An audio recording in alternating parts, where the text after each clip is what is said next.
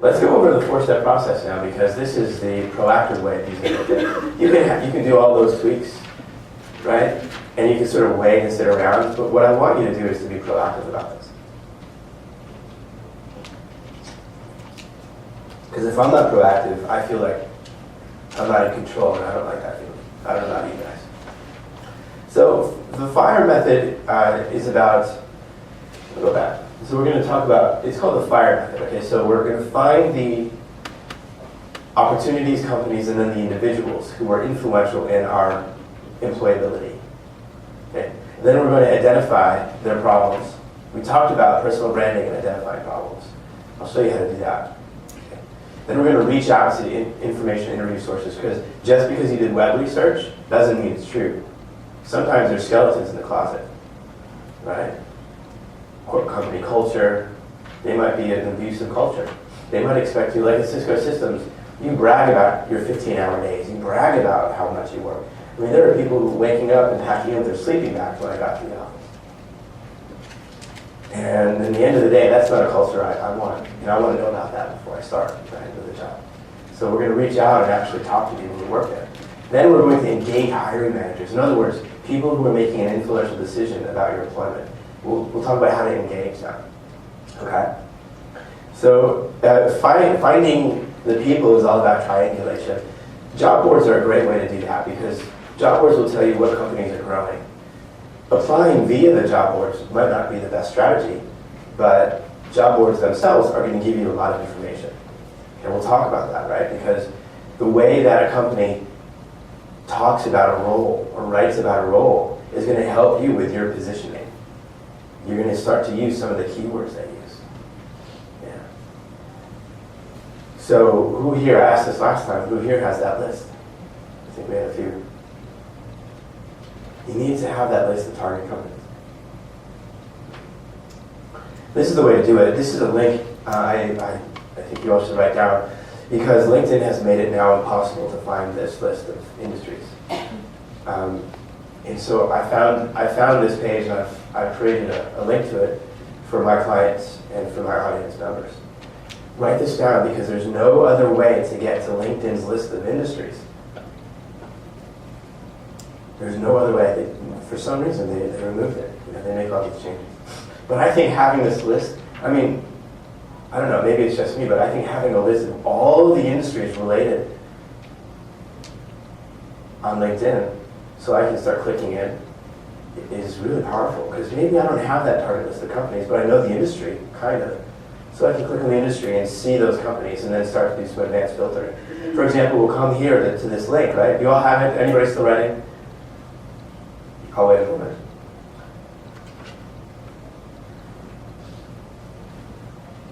Let me know when you're done. Good? Okay. So let's say I click on marketing and advertising, and what's going to happen is a list of all the marketing and advertising companies are going to show up here. Right? And now I'm going to have access to all of these filters. This should look familiar to everybody. This is an advanced company search. Right? So I start at the industry level, really up high, really general. Now I'm getting narrow to that company. What company is here? Now I can start to do things like, I can filter by location. I can say, all right, I'm not trying to live in Dallas, Fort Worth area. Maybe I want to go to the Bay Area. So I can filter by location. This gets shorter. Now I want to filter by company size. Yeah? I don't want to work in a big company, 50,000 plus employees. I want to work in a small company, 500 or less. Right? That's where I think I can thrive. And I will argue that actually smaller companies are going to give you more opportunity to thrive. So I'll put in a zip code, and then I'll say, all right, I'm going to have these companies, 500 or less. But not too small. I don't want a mom and pop shop, so I won't do 1 to 10. That's a little too small for me. Yeah. And all of a sudden, I have 6 results. Now I have a top 10 list of companies that are potentially very interesting for me. You see how that works? It's so powerful. It's so fast how to get that. Yeah. These are all companies that, many of which you may not have even heard of, but are really good possibilities for you. Yeah, cool stuff, right? Any questions so far? Am I going too fast? Too slow? Okay. How many of you have used Zoominfo before? Zoominfo is it's an interesting website because it pulls public records and web content together, and it tries to create these online profiles of people. It's very popular with lawyers. It's also very popular with executives. A really cool thing you can do with Zoominfo, and this is going to blow you away. You can actually do, once you have an account, which is free, by the way, so you just sign in and create an account, you can actually get the email addresses and phone numbers of up to 13 people, any people. Right? So if you've identified people within an organization you want to have a phone call with, you can use Zoominfo to get their phone number. Isn't that cool? I think that's really cool. So here's an example. I just typed in pharma. I wanted to say, okay, what if I wanted to go into pharmaceutical? And I can do some of these filters down here, right? Maybe it's a Fortune 3000 company or a Fortune 1000 company. And maybe it's a private, and maybe there's a number of employees, right? So I have all these company filters, right? And I can actually start to do a company search based on my criteria of a great place to work within my industry, within that keyword. And Zoominfo is actually going to give you that top 10 list, just like we did with LinkedIn. It's an amazing resource. And then once you click on any of these, like I can click on Genentech, and then I can say, all right, so who in this organization do I want to talk to? I want to talk to someone in marketing, right? So now I can start to filter within our organization which employees are going to be great resources for me. That's why we can use this for finding the right people too. Because remember, we're going from industry to company down to person, actual name of that person who's going to make a hiring decision on us. That's being proactive. You know their name. So a great way to do this is to go into your LinkedIn Advanced People Search. Who's been there? Who's done this before? Yeah. This is how you get there. You go to the top of your LinkedIn profile. You see that? There in the top right, your right. You type Advanced. You click on Advanced. And what it will do is it'll open up this page, which will have all of these really powerful search criteria for you. Okay?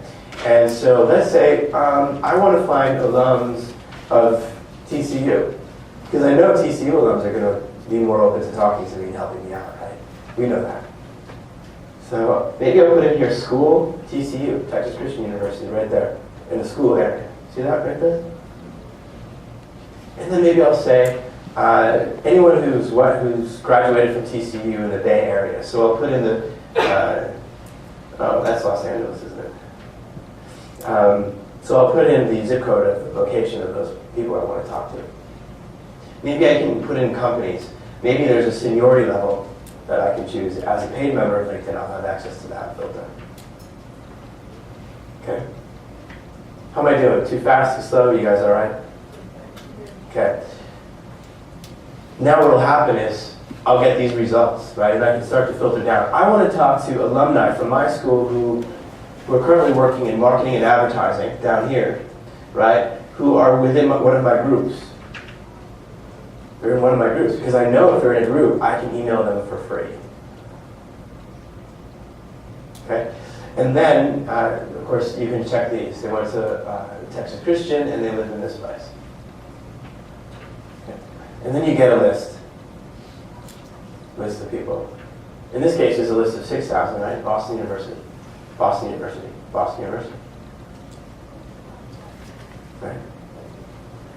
So now you have this list of people working at these companies who may be willing to talk to you.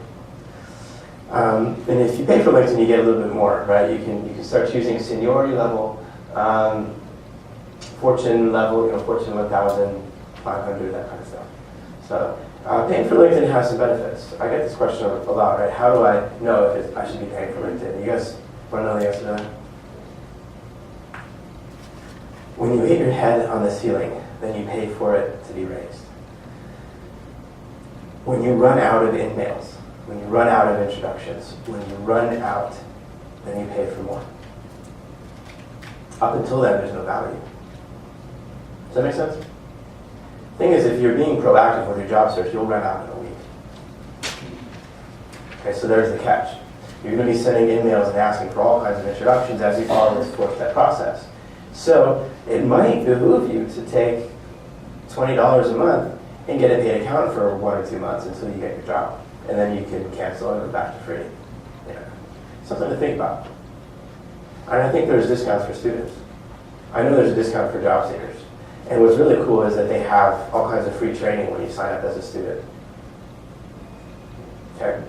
So we'll go back to Zoominfo and do that same thing, right? How do we get to the people list? Use Zoominfo to do that. Zoominfo will tell you exactly who's working there. This is what I was talking about. Alan Alfay, Vice President of Sales.